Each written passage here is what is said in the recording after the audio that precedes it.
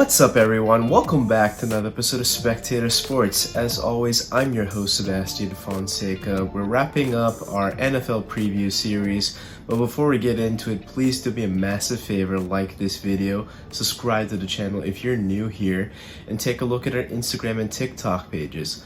All links are in the description, and you can get the audio from this episode also on Spotify. Link is in the description. We have 3 more divisions left in our NFL preview series, so let's get started with the NFC East. Not anymore the NFC least, rather the NFC Beast, because last year we saw almost all 4 teams qualify for the playoffs, and even the Washington Commanders finished at 500, so you know that this division is pretty stacked. To talk about the Dallas Cowboys, they have been a historic team to be getting a lot of headlines. We know last year with Dak Prescott with the turnover problem, he's been the butt of many jokes, including here on this platform, but I think he is primed for a redemption arc for sure. It's just a question of can he be consistent with his play, because whether we like it or not, Dak Prescott is probably a higher tier game manager quarterback rather than one of those more elite QBs that we have in this league. He needs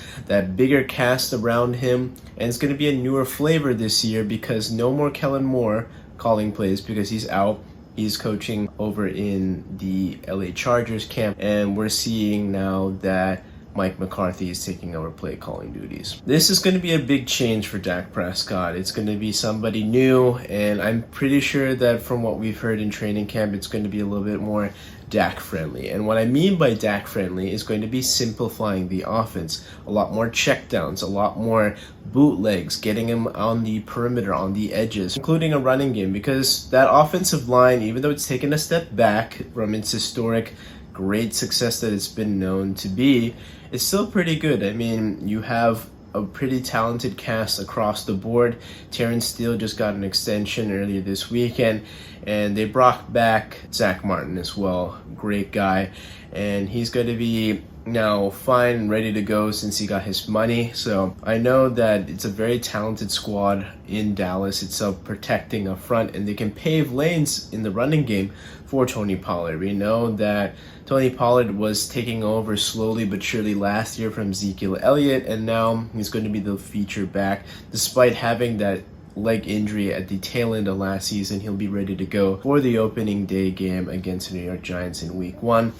And on the outside, pretty good talent there. You still have CeeDee Lamb, you still have Michael Gallup, who is now fully healthy after that ACL injury in the end of the 2021 season. And then you added Brandon Cooks, very talented wide receiving room. I think you have a chance now to be kind of back to that 2021 season where they were really good, talent across the board, and they put up a ton of numbers. Remember that this team is really good offensively with putting up a ton of points, and I expect that to be replicated this year. They have a really good schedule, I think, that can land them in a favorable matchup, especially in the back end. Now that front end, definitely a little bit concerning because you have the New York Jets, you have the Seattle Seahawks mixed in there, and remember that the NFC East is going to be playing the AFC West this year, so that's going to be a little bit tricky getting out of the gates. I remember that they're also playing the Los Angeles Chargers as well within the first 6 weeks. So Dallas, despite getting off to maybe a rougher start this season, I think they'll finish pretty strongly and be right up there amongst the top of the other teams in this division. To go to the defensive side, I mean, biggest guy that we know is Micah Parsons. He's come into the league with his lowest sack total being 13 sacks and continuing to improve. He was on the cusp of being a defensive player of the year, not quite up to that level of Nick Bosa, but still very, very productive, very disruptive player. And I think he's going to be continuing to build off of that. You know, when you coming into the league, you're going to have improvements, you're going to make tweaks. And he's a very highly skilled, highly motivated player, and I think he's just very, very smart as well. So Micah Parsons will be continuing to ascend up there amongst one of the best pass rushers, if not one of the best already. And then linebacking core, certainly not an elite group, but still I think very middle of the pack. In the back end, now bring in Stephon Gilmore. I think that's a great addition right there, because now with Trayvon Diggs, he's known for a guy to be very aggressive, so he's going to be cheating, and he's going to jump a lot of plays, so he's very, very vulnerable to the sluggo route or a slant and go route. We saw guys like AJ Brown in their matchup with the Philadelphia Eagles last year. Trayvon Diggs bit the cheese on that slant move initially and then missed the go route. And I think this is another move that you can pair with Trayvon Diggs to counter the Philadelphia Eagles wide receiver. Because now what you can do is you can have basically corners 1A, 1B, however you want to label them, go up against receivers 1A and 1B against the Philadelphia Eagles. So that's a really good matchup, playing a little game of chess by Jerry Jones. Really like that move.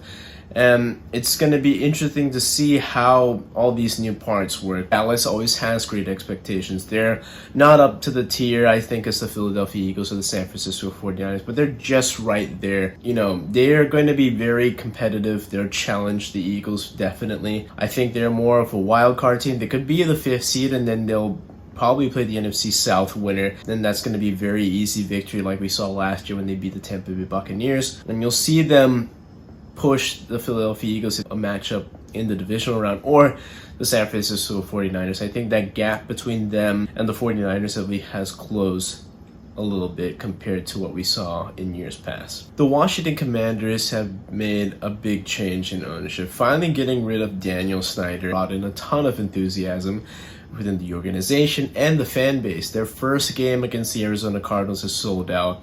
And being a local here in DC, the flavor or the satisfaction with the organization has soured throughout the years. I mean, ever since I was born, I can remember that the Redskins, the Washington football team, now Commanders, have been amongst the bottom tier in the NFC East. They haven't made a ton of playoff appearances. They haven't won many division titles or even ascended even to the divisional round or the championship game since their Super Bowl season in 1991. It's just now with this new ownership group, I think it's going to change things a great deal. You have this bad juju released from the organization, and now the players are going to be having that enthusiasm, that backing from the fans.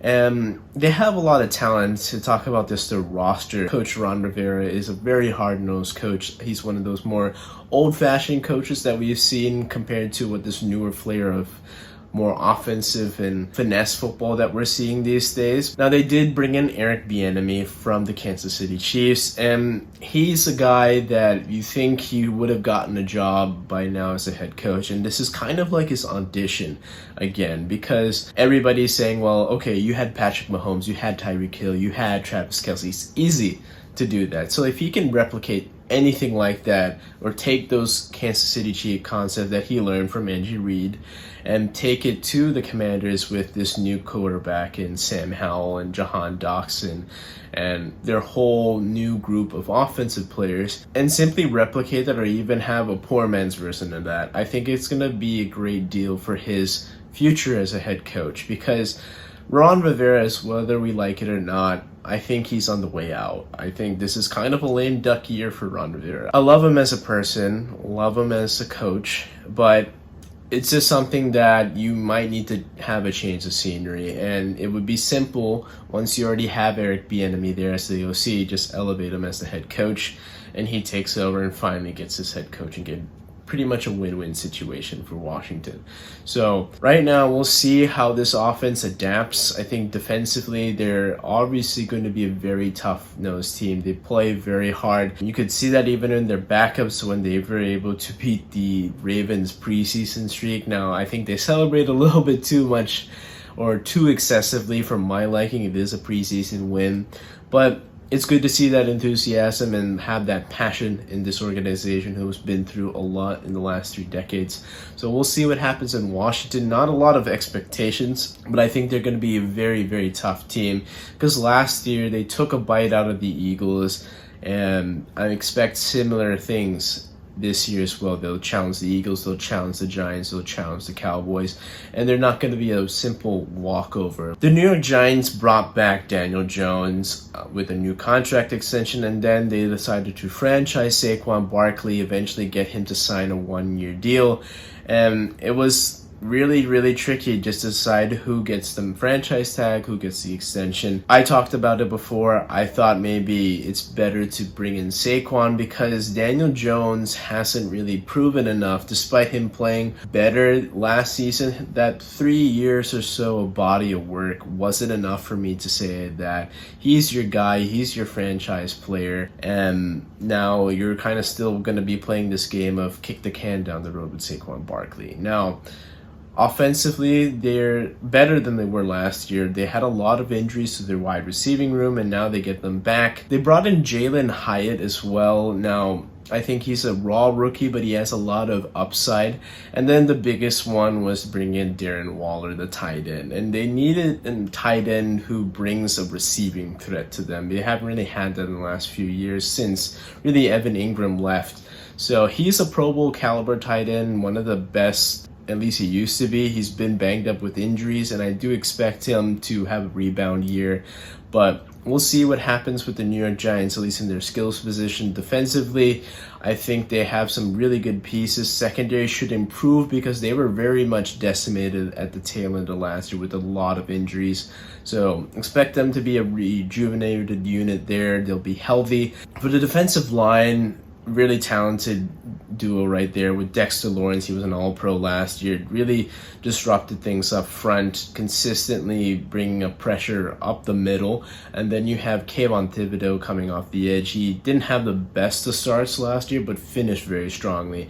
And I think he'll build off of that finish last year, and we'll see more production out of him this year, and him even wrecking games for our liking. In summation, the Giants should be better than they were last year just because of the individual players that they brought on. I think it's an improved roster, but I think the problem is where you have limitations with Daniel Jones, and then there's just this uncertainty with their running back room.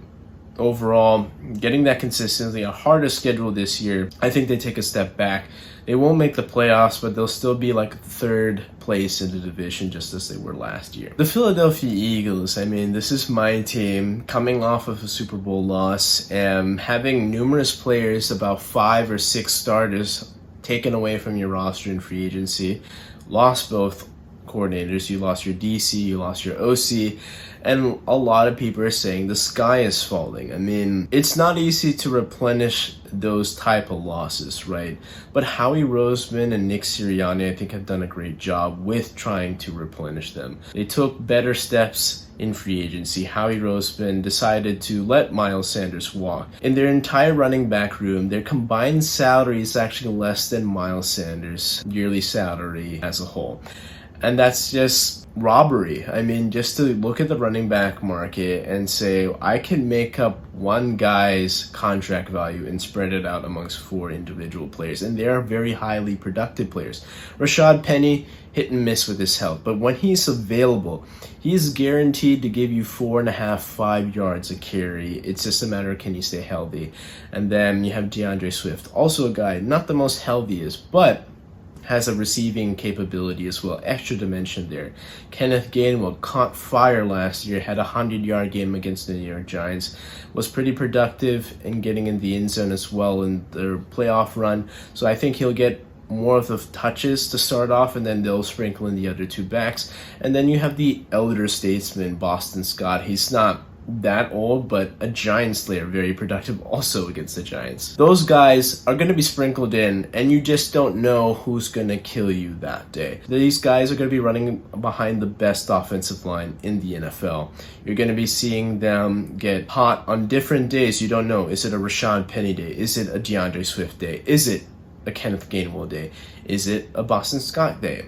You just don't know. You don't know who it's going to be, and it could be even where you come into it saying it's going to be this guy getting some carries, but you ride the hot hand, and then it's just really maneuvering how you counter that. The rest of the offense, Jalen Hurts, going to build off of this last season. I think he's going to get even better as a passer, going to be better as a runner, be smarter, taking less hits, and it's just going to open things up. Remember that you have Dallas Goedert, top 5 tight end. You have one of the best wide receiving duos in the NFL with Devontae Smith, with AJ Brown, and it's a really talented unit offensively. You lost a lot of players: Javon Hargrave, TJ Edwards, Kaiser White, Marcus Epps.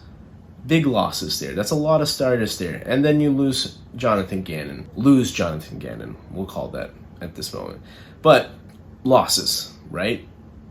These guys have been replaced by Nolan Smith, Jalen Carter, Nakobe Dean, who's already there, but now he gets to be the starter. They brought in Zach Cunningham late into camp. Reed Blankenship is going to be a guy that takes a lot of people by storm, I'm very sure. He's great at recognizing plays, and in limited action, when he was subbing in for CJ Gardner-Johnson last year, he had capability of showing signs that he was a starting safety in this league. Then you have Sidney Brown, draft pick in the 3rd round. Really good guy, showed a lot of flashes in the preseason. I don't know if he's going to be starting immediately, but he'll be the starter by season's end. They found a way to bring back Darius Slay despite contract negotiations there. They brought back James Bradbury. That's going to be a really good cornerback duo right there. Overall, as a unit now, you have Sean Desai, a South Asian defensive coordinator, one of the first ever to be a defensive coordinator in the NFL. Love that. Love South Asian representation. But X's and O's, he comes off of the Vic Fangio tree, and they coach aggressive tactics as well. They like that. Jonathan Gannon was a defensive coordinator that was very conservative. He didn't like the deep play, but he'll let offenses nickel and dime you down the field, and they'll say like, well, we're not going to have a lot of pass rush, but we'll drop guys into coverage. That's fine if you have linebackers that can cover. The Eagles never really had that capability. So this meant that you had to focus on the defensive line, and he benefited from one of the most talented defensive lines in recent history. Now, this year, Sean Desai gets a younger, cheaper unit to work with. Jalen Carter is going to be up there for the Defensive Rookie of the Year. You can book it. As long as he's healthy, you saw flashes already that he can wreck a game coming up the middle. And I'm sure he's going to get between 7-8 sacks this year. And it's very much a possibility that this team could replicate their dominant success as a team. Last year, they had 70 sacks as a team. I'm not saying that they're going to eclipse that or come close to it, but I think 65 in that upper 60s echelon is very possible with this defensive line. It's younger, it's faster, and deeper than it was last year. As a whole, I think this roster is just as talented as it was, and now it's just getting back to where they were, because it's one thing to go all the way there but not close the deal, which happened last year in 2022. You don't get to restart where you left off. You have to come back down to earth and then climb up that mountain again. This team has gone through trauma. They're in it. Super Bowl hangovers, very much a thing. Injuries could be very much a thing. The Eagles in 2022 were very, very healthy. Regression to the mean is inevitable. But with this depth that they have, I think they can survive a lot of injuries as long as Jalen Hurts and their skills guys especially are available. So knocking on wood there, sending good juju to the Eagles, but I do expect them to win this division and be breaking this curse of this revolving door at the NFC East and being the first time repeating NFC East champs in 20 years. The Tampa Bay Buccaneers have a new quarterback, and his name is Baker Mayfield. He's going to be replacing Tom Brady, and that's a huge shadow to get yourself out of, that's for sure. That's a huge shadow cast upon him. Baker Mayfield is no stranger to controversy. He's no stranger to back against the wall. I wouldn't say I'm the biggest fan of Baker Mayfield. This is a great opportunity for Baker Mayfield to showcase his talent one more time, because he's surrounded by a pretty good roster, let's face it. He has Mike Evans, he has Chris Godwin. Consistent offensive line that will give him time. Now, the question is, can he put this all together? I wouldn't say it's as loaded as his rosters were in Cleveland, especially those last 2 years, but it's still a pretty good roster nonetheless. Defensively, not as good as they used to be when Tom Brady was there, but still pretty consistent. I think they can be disruptive. Not going to be a team that is going to be at the bottom of the division. I think they'll be pretty competitive to start, and if they can survive some injuries and be relatively healthy, I think this team is going to be fairly competitive. Not quite a playoff team, but I think they'll be 7-10, 8-9 range. I think that's a very big possibility there. Be disruptive to more of the favorite teams that we'll be talking about later in this podcast in the NFC South. But overall, I think Baker has an opportunity to showcase what he can do, lock up a starting gig, because if this goes off the tracks, then the Bucs should be in full tank mode. They should be doing a fire sale of all their biggest pieces. Mike Evans already said he seems that he's out the door, and Bucs could get him for pennies on the dollar, but they could still get some draft picks, get some assets back for him, because they shouldn't let him walk for nothing. We'll see what happens with the rest of the team, but Baker really has to show up or show out. Otherwise, I think his chances of being a starting quarterback are over. Going to be more of a backup kind of quarterback moving forward, and could be tankathon again for another team that is looking for Caleb Williams as their future starting quarterback. The Carolina Panthers made a big move, trading up to the number 1 overall pick, and they decided to take Bryce Young. Now, Bryce is a Heisman winner in Alabama, had a lot of great pieces over there. Now with the NFL, you don't get a lot of great talent around you sometimes. You don't get a great offensive line. You don't get great pass catchers either, unlike a loaded deck that you had in Alabama. I think he had some pretty good signs, especially that third preseason game. The first two definitely got hit a lot for my liking. Wasn't the best with ball security either, but that last one he had a good touchdown pass, and I think in limited action we saw more of the good in Bryce Young, and we'll see that as more of a slow burn this year. A lot of these rookie quarterbacks, they're gonna have some onboarding process. We forget that a lot of young quarterbacks take time. They do take time to season. They do take time to develop. A lot of quarterbacks even sit a year. They don't just get thrown into the fire that a lot of teams are trying to do now, because they want to maximize what they can do with a quarterback prospect under a cheaper contract before they get a big extension, right? So we'll see what happens. I think Bryce Young has a lot of tangibles, a lot of ability in him to lead the Carolina Panthers. I think they have a lot of nice pieces. I mean, getting Adam Thielen, a veteran wide receiver that still has a little bit left in that tank, going to be a good go-to target, a safe option for him as a talented route runner. I think him and Bryce Young will be developing a chemistry, so you'll look for that this season. And let's not forget that their head coach is Frank Wright.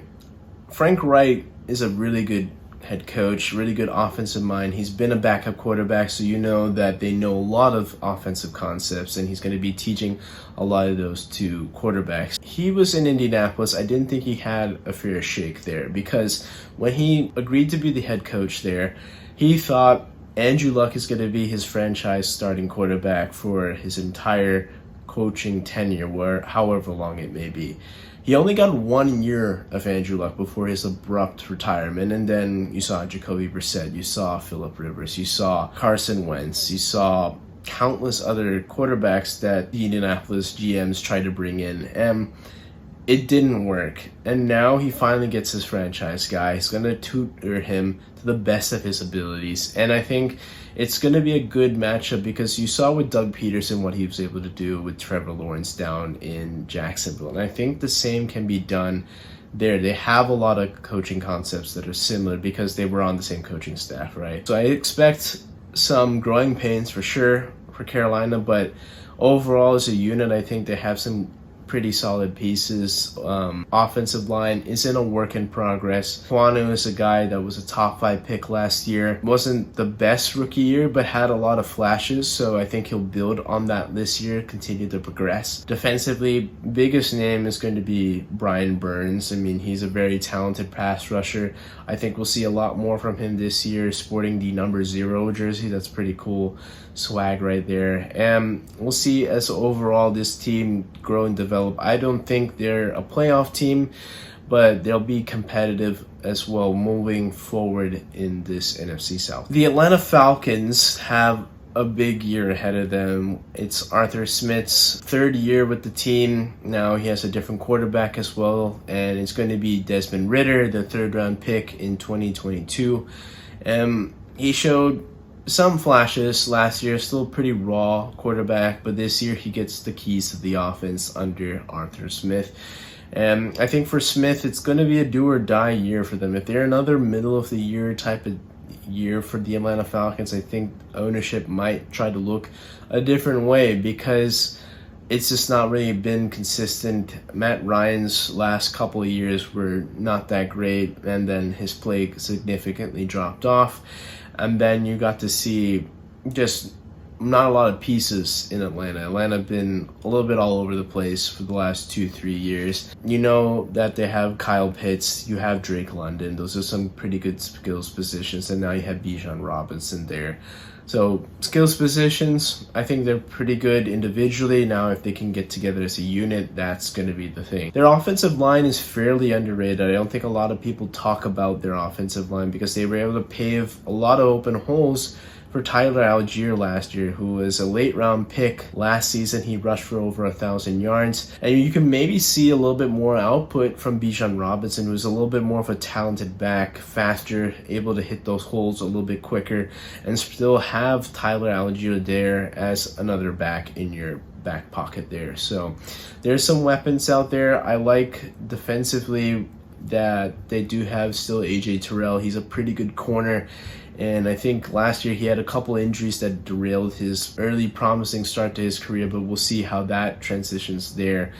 Again, Atlanta, I think last year they were the middle of the pack team that kind of faded towards the end of last year. I think this year they'll try to take a step forward, hopefully improve, because they're definitely better than what they used to be on paper with this new youth movement, and they can evaluate Desmond Ridder as well, because if he doesn't really stick, again, this could be a candidate for a team that could use a new head coach and a new quarterback for this roster. The New Orleans Saints, I think, are a team that should be favorites in this division. They are pretty talented on both sides of the ball, and somebody has to win this division, despite the entire division being one of the more weaker divisions in football. But the Saints have a really good defensive unit. They've been keeping them in games for the last 2-3 seasons, despite them having lackluster quarterback play.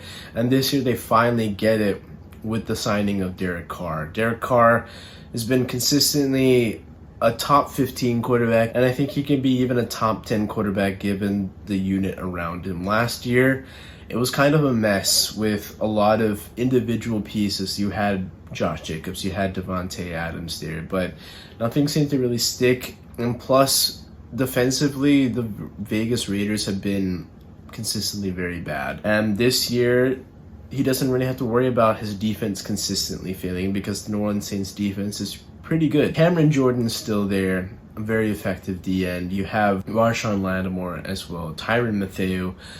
So overall, you have some veterans in there. That unit should be consistently one of the best in that division, and they should be able to cash in quite a few conference wins to help them win this division as a whole. Offensively, I mean, surrounding him, they brought back Jimmy Graham, who wasn't even in football last year, and I thought, honestly, he was maybe out of the league. I don't know how he'll be this season, but it's definitely showed some signs that he can still play, be a solid red zone threat, that's for sure. And then you have Chris Olave. Chris Olave showed a lot of flashes in his rookie year, and that was with a mixed bag of quarterbacks throwing him the ball. This year, he gets probably his best quarterback prospect he's worked with in a long time. A seasoned veteran should be able to get him the ball pretty consistently. So let's put in the New Orleans Saints as the favorites to win the NFC South. The NFC West, I feel, is a division that is going to be fairly top-heavy. Despite two teams making the postseason last year, and the Seahawks are a very good team, this is still the 49ers division. They went through 4 quarterbacks last year, but still made it to the NFC Championship game, and I think that's a testament to how deep this roster really is. Despite them not having consistent quarterback play, they still made the NFC Championship game 3 out of the last 4 seasons, and with a Super Bowl appearance in 2019. Their running back room, very talented. Christian McCaffrey, as long as he's healthy, which he was last year, is going to be a very effective back, and they still have Elijah Mitchell there as well. So I do expect some carries for Elijah Mitchell to start off and kind of ease Christian McCaffrey's workload, because you want him ready to go and healthy for the playoffs for that deep run to the Super Bowl. And then you have Kittle, great tight end, top 3 tight end in this league. And you also have a pretty good wide receiving duo in Brandon Ayuk and Deebo Samuel. Those guys, especially Deebo, has been banged up, but as long as he's healthy as well, you expect the 49ers to be consistently up there as one of the best teams in this conference. Offensive line, still very, very good. And Trent Williams is back yet again with another good year under his belt, and I expect him to be just as good as he's always been in his career. Defensive line, of course, Nick Bosa has those contract negotiations still ongoing, and I expect them to get it done because he's just so important to this team and their success, because without him, that D-line, as much as we like to talk about them being ferocious, I think Javon Hargrave was a great addition, but he is not enough to be the only other option if Nick Bosa decides to hold out into the season. They need Nick Bosa to be wreaking havoc off the edge, and then you have to pair that with some pressure up the middle with Javon Hargrave. That would be a lethal duo. So for any offensive line, it's going to be really tough sledding, guarding both of those guys and keeping them off your quarterback. Their linebackers are some of the best in the league, and that's something that we don't see consistently in the NFL anymore. Consistent linebacker play and them being a unit, not just one guy. The Seattle Seahawks were a surprise team last year after bringing in Geno Smith to replace Russell Wilson, and not a lot of expectations were there. I myself predicted them to be at the bottom of the division, but they were competitive, even had a chance at leading this division, but still was a very good wild card team. And I think they'll improve from their standing last year. They'll still not win this division because I still think there's a gap between them and the 49ers, but that gap has narrowed, that's for sure. Their draft was a home run. I mean, Jackson Smith-Njigba, great wide receiver to add to an already talented wide receiving. And then you have Devin Witherspoon, great cornerback prospect from Illinois, and he's going to go opposite alongside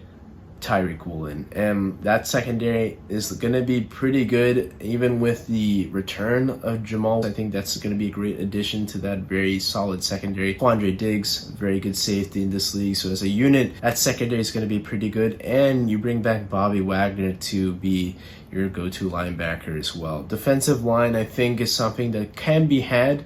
So any team with good offensive line play can possibly run them over. Overall, as a unit, Pete Carroll, one of the best head coaches in this league. And I think with the schedule playing out as it does, they have some opportunities to get a couple of teams that you wouldn't initially expect them to. So I think compared to last year, they were a 7th seed. That could be a 5th or 6th seed this year. They're not quite up to the 49ers level, but I think they'll earn a very hard season series split, and they'll go 1-1 against the San Francisco 49ers this year. The LA Rams are certainly not the team that they used to be 18 months ago. 18 months ago, they were Super Bowl champions. They look like one of the best teams on paper, and they brought back a lot of those players last year, but it just seemed to fall apart in one fell swoop. They're still dealing with paying the piper from going all in 2021. And this offseason, they had to trade away Jalen Ramsey to get some type of assets back, and there was pennies on the dollar. I mean, it was little return for a guy of his caliber. Matthew Stafford is still on the mend from concussions and a spinal cord injury last year. Depending on how it goes this year, it could be his last year because he's sustained a lot of injuries throughout his career, let's not forget.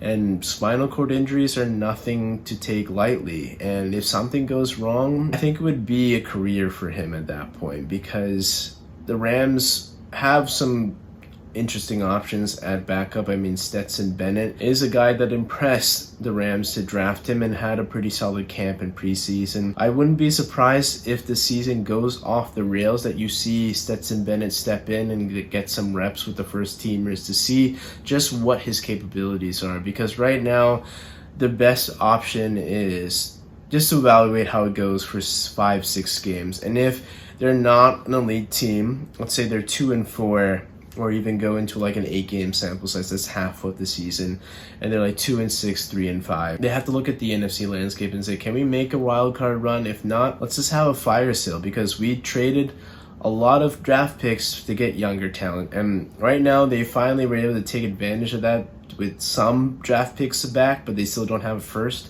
So they're still working in 2nd round, 3rd round guys, but they can get some 1st round picks for guys like Aaron Donald per se. But right now, old, banged up roster that has some youth movement in there, but not quite enough to propel them into being an NFC playoff contending team. And not to mention that Cooper Kupp is missing the first game due to re-aggravating his hamstring. So I think that is just writing on the wall that it's going to be a tough year for the LA Rams. The Arizona Cardinals, they are not doing the best job of hiding their tank job this year. They have already had a slow fire sale already. They're getting guys for draft picks, and it's interesting nonetheless. They cut Colt McCoy, who was a backup quarterback for their room, but consistently a guy that knows how things work there in case Kyler Murray could not go. And with Kyler Murray on the pup, that means he's going to be missing at least the first 6 games, and I do expect him to come back at some point, but it'll be a roster that's in shells. Remember 2 years ago when they were 8-0 heading into a Thursday night game with the Green Bay Packers, and you thought, well, they could go be the number 1 seed in the NFC and be an entirely elite team in this conference for years to come. You have the young quarterback, you have the wide receiver, and now it's an entirely different roster. Just wild what can happen. And now you have Jonathan Gannon as your head coach. Certainly interesting guy. He's had some weird moments in training camp with the bus stuff. Did you take the bus there? Asking a room full of millionaires what their transportation system or method of transportation may be to arrive at practice. This is weird. He was the Philadelphia Eagles DC, and he had a lot of weird mannerisms and quirks, and thankfully I couldn't be happier that he's out and he can derail another team. But to talk about the Cardinals in particular, they don't have a lot of talent, and I think they're going to be selling a lot of the talent because they, I think, are doing their best job to get into the Caleb Williams sweepstakes. I know they gave Kyler Murray an extension last year, but now he's a damaged asset. He's coming back from ACL injury, and now basically if you can just see what he can do, you trade that guy, because apparently his contract is a lot more tradable than initially thought, and definitely worth from getting out of that. Whether or not it's dead cap money for next year, it's worth it in the long run if you get rid of that contract now and then you get a guy like Caleb Williams or whoever else is available in the top 3, because they also have the Houston Texans first round pick for next year as well. So you can pair that up. There's already rumors that you could pair in Caleb Williams and Marvin Harrison Jr. Would be a hell of a duo. Regardless, this team isn't going to be contending for playoff football. It's just a matter of whether or not they'll be 3-14 or 4-13. But they'll be a top 5 pick coming in with their own, and then pairing that in with the Houston Texans pick, I'm sure they'll be a bottom tier team, that's for sure. And that wraps up our NFL preview series. Thank you so much for tuning in to this latest episode of Spectator Sports. You guys know what to do. Take a look at our Instagram and TikTok pages. Audio from this podcast can be had on Spotify. Links are in the description. If you're new, like this video, subscribe to the channel if you haven't done so already. It makes a massive difference in helping us get on a bigger platform. And shout out to Joey for editing this podcast. Thank you and goodbye.